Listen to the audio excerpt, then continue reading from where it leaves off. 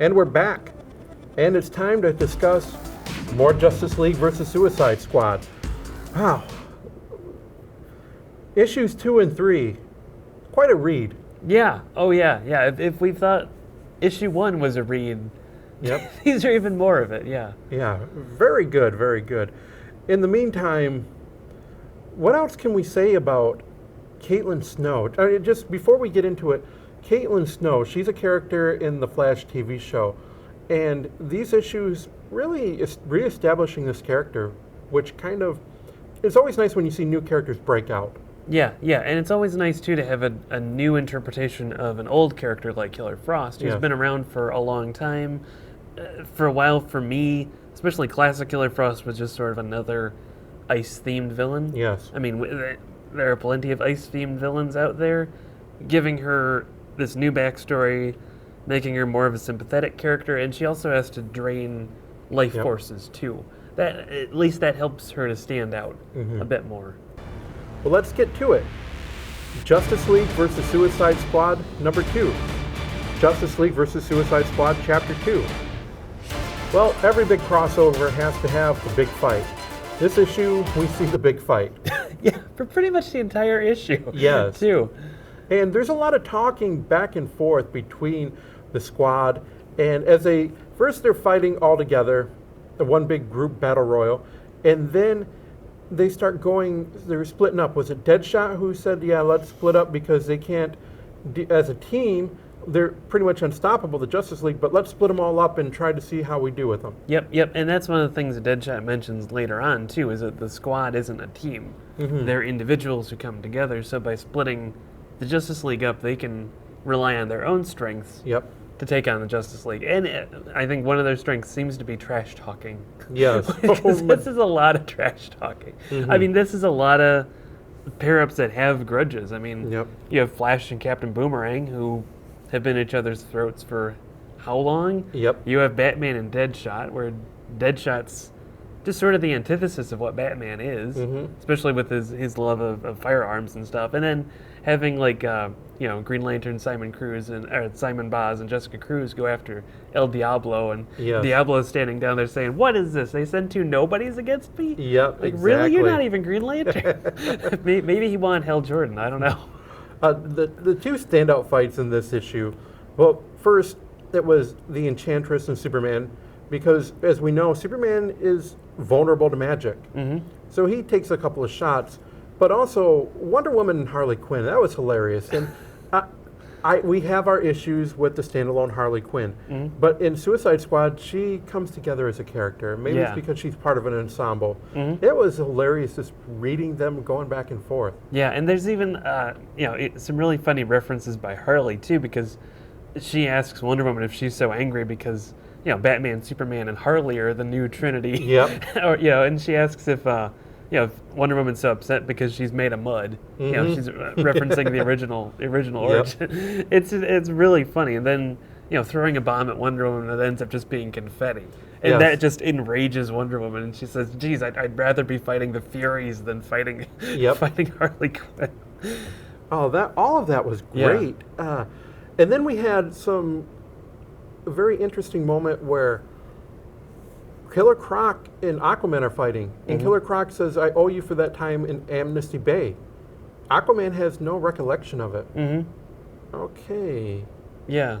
Makes you wonder if that's another part of the time manipulation. Yes. Because I think they'd fought before, maybe pre-Flashpoint.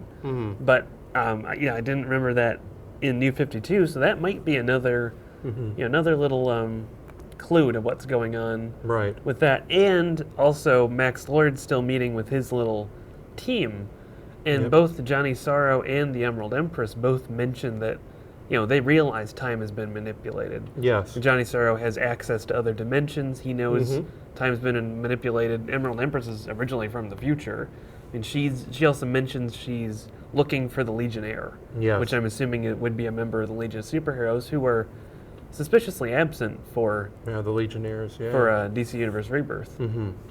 Well, you've seen some of the other characters drawn the L. Batman had went through Arkham, wasn't it? And wasn't one of the original Legionnaires captured? I have to look a little bit further into that. But yeah, there's been mentions of the Legionnaires throughout. I think it was during the Batman storyline when he was recruiting a Suicide Squad for Santa Prisca. So these little story arcs are weaving together. It looks like in this issue, it's a fight issue. There's a lot of humor in it. But at the very end, when it looks like the Suicide Squad is going to get captured, Amanda Waller tells Killer Frost, either, I'm going to blow you up if you don't do something. And Killer Frost says, wait, there's got to be something we can do. Amanda Waller says, Superman, he's powered by the sun, absorb his energy. She does. Whoa.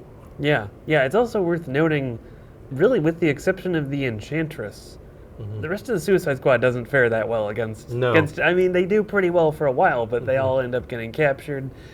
And Enchantress is the only one who ends up even knocking down Superman. I mean, Superman's on the ground at that point, so she gets brownie points. But yeah, it's Killer Frost who saves the day. And that makes me wonder, maybe at the end of this story arc, is she going to be the one who saves the day again? Right. Makes me wonder, because that makes her really, really powerful. Yeah, she freezes them, and next thing you know, we see the Justice League in containment prisons. And Amanda Waller is, welcome to the Suicide Squad, telling Batman, your mind is your greatest weapon, but what can you do if you can't access anything? Welcome to the Suicide Squad. Boom. That leaves that issue out of, we had our big fight, the Justice League was going to win. Killer Frost turns it around. Very, very interesting issue.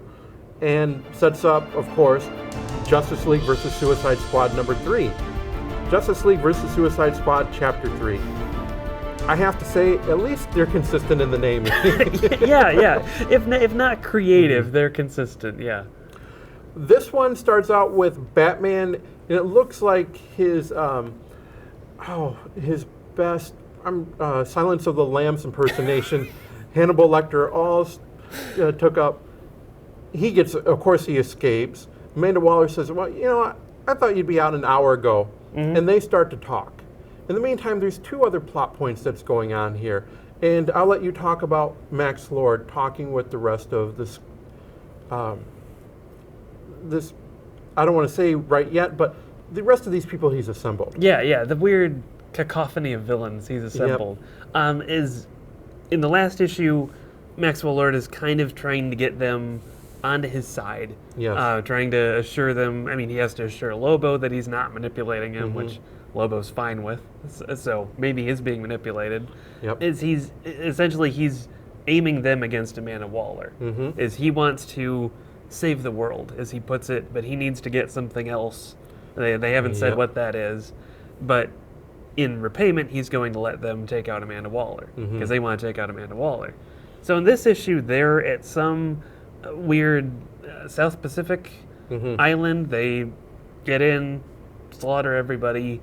Max Lord and Dr. Polaris have to interrogate this priest-like figure.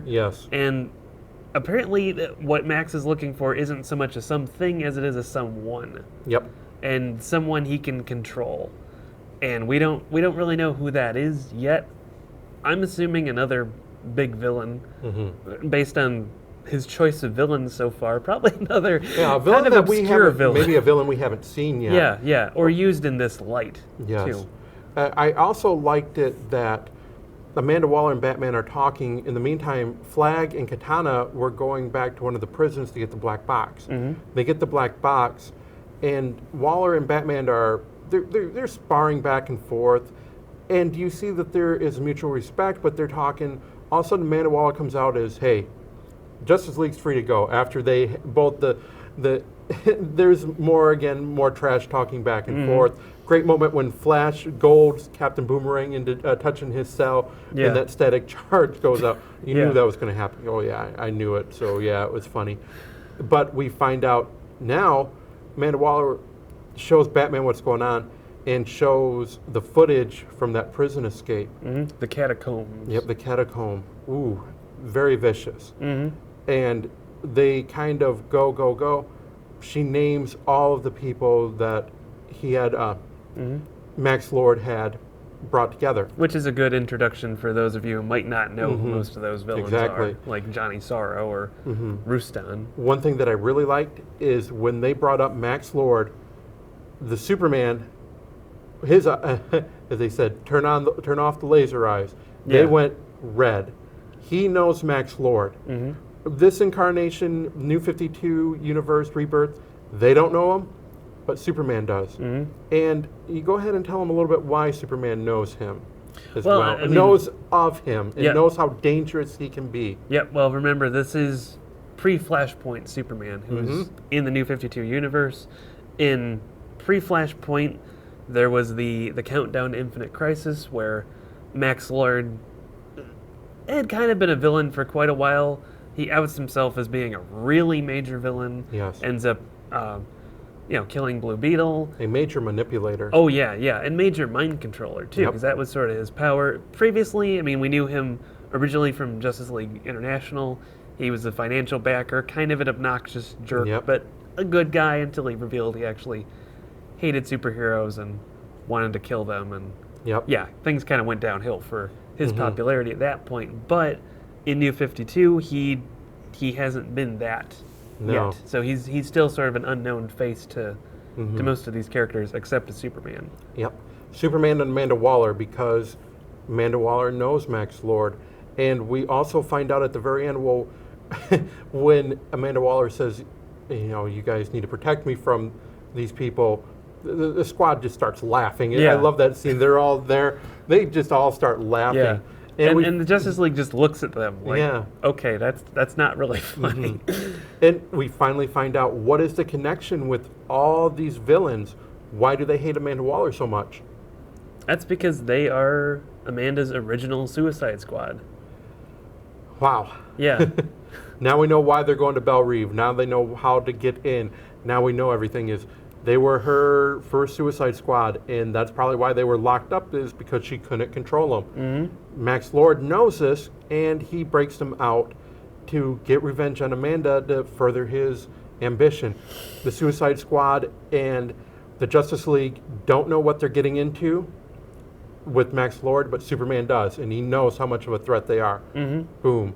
Midway in the story, and you already see that there is some major plot points that are going to go forward with this current DC Rebirth. It just, wow. Yeah. Very cool. Yeah, it'd be interesting to see what this upcoming fight is like. Yes. Because the Suicide Squad and the Justice League outnumber the original Suicide Squad like 2-1. There's some heavy hitters, though. Yeah, some heavy, obscure hitters, but heavy hitters nonetheless.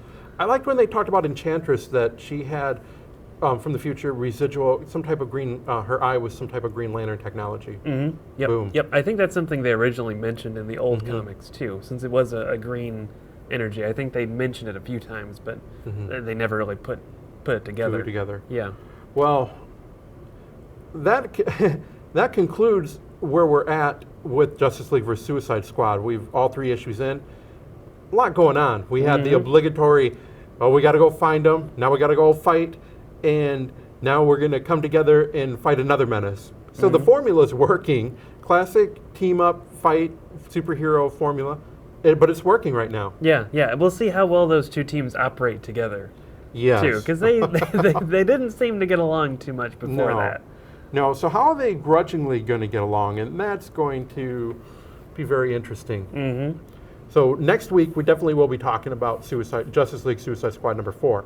And we're going to take our final break, and when we come back, we have a title called Justice League number 12, which is Justice League Max Lord Rebirth, which is very interesting, and finishing off with Superman number 14. We'll be back in just a moment.